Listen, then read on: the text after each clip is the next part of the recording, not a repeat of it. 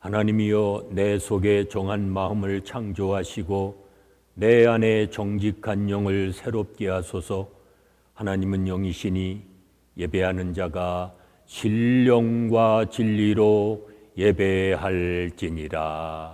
아멘. 찬송가 64장 부르십니다.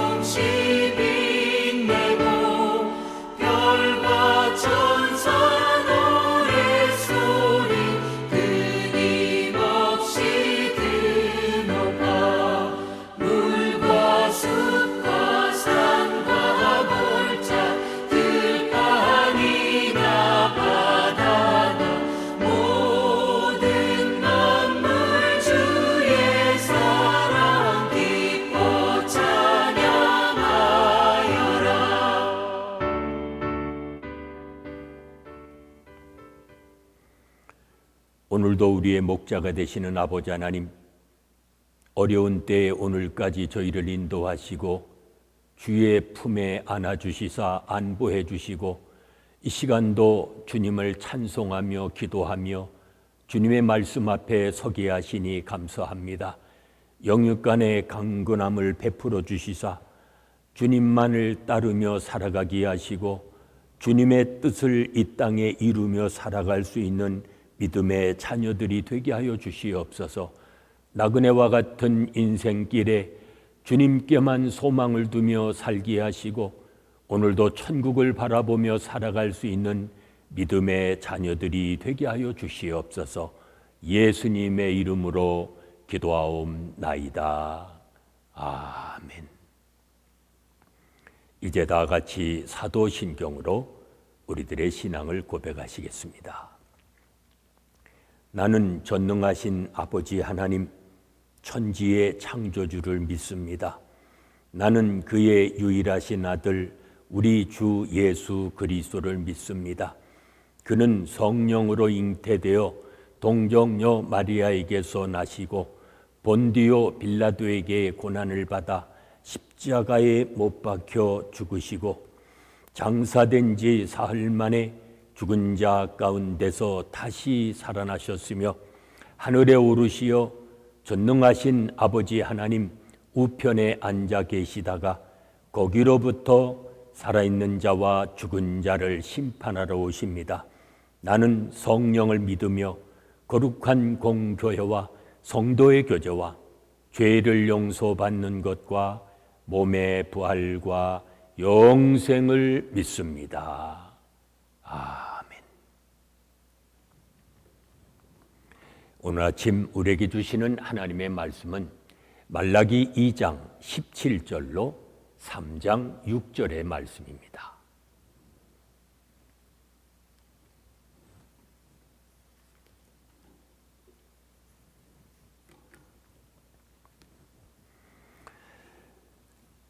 말라기 2장 17절로 3장 6절의 말씀 봉독합니다.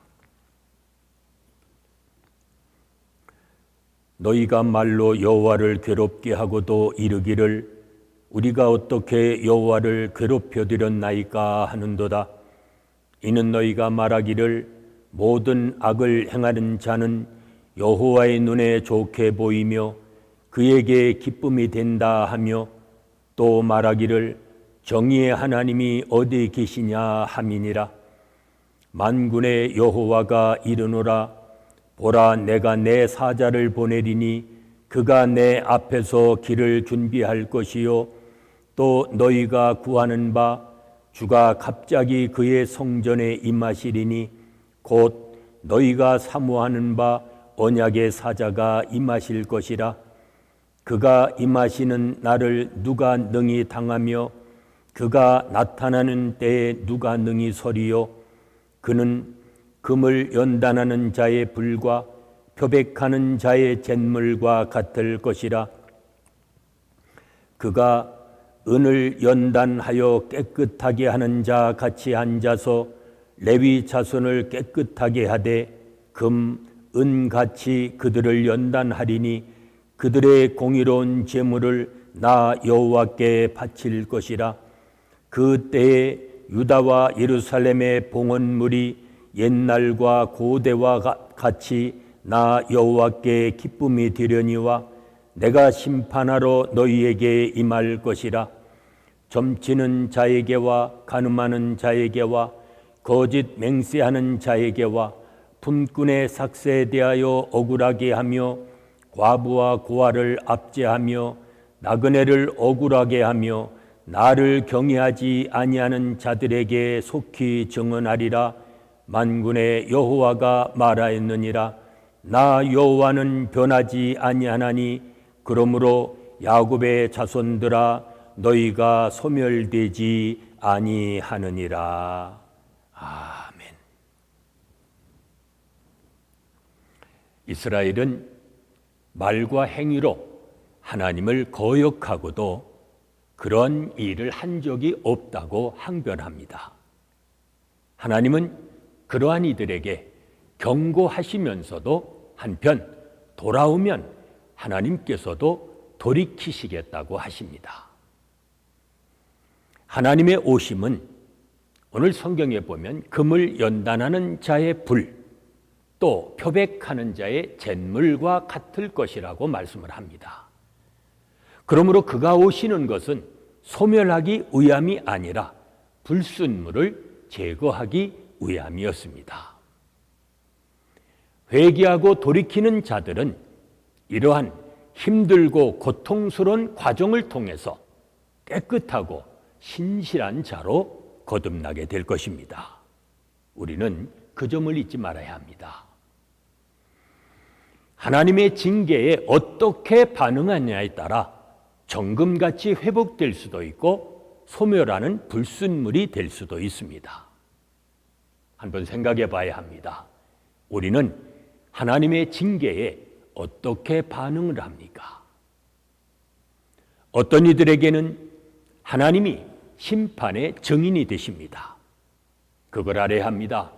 점술, 간음, 거짓 맹세, 약자에 대한 압제는 모두 심판받을 행위들입니다. 이러한 것들을 행하는 자들은 하나님을 경외하지 않는 자들이기에 심판을 피할 수가 없습니다. 그러나 그들에게도 돌이킬 수 있는 기회를 열어주십니다.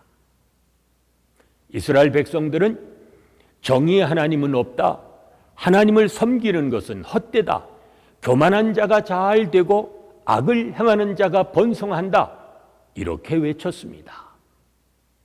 불의한 현실을, 당장 결과가 없는 헌신의 삶에 대한 아마 불평의 토로였을 것입니다.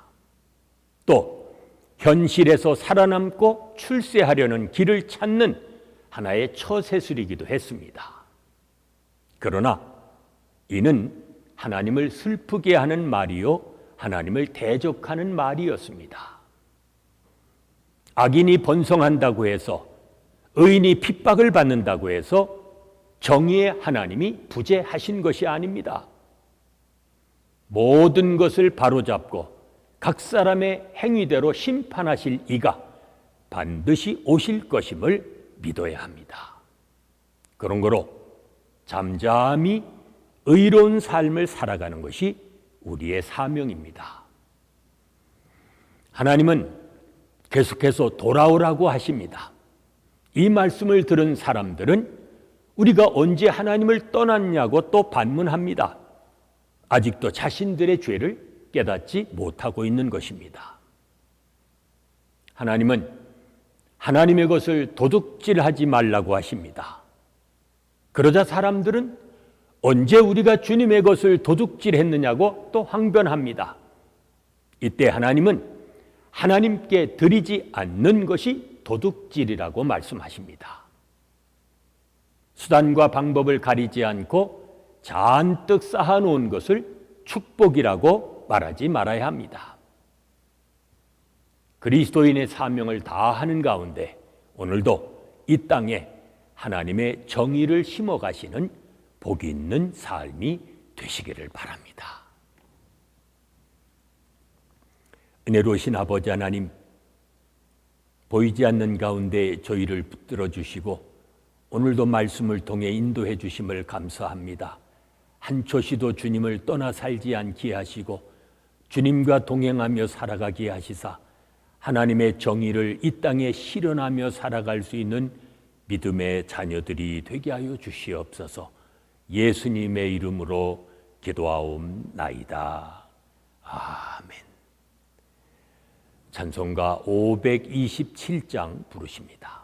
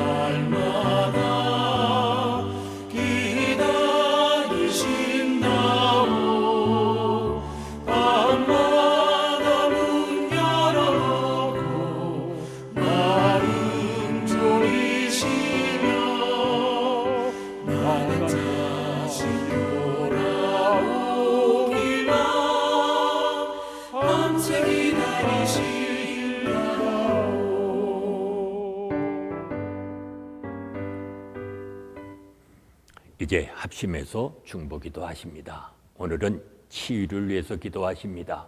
영육간에 연약한 우리 믿음의 형제 자매들, 하나님께서 그들을 치유해 주시고 회복하여 주시기를 위해서 기도하십니다.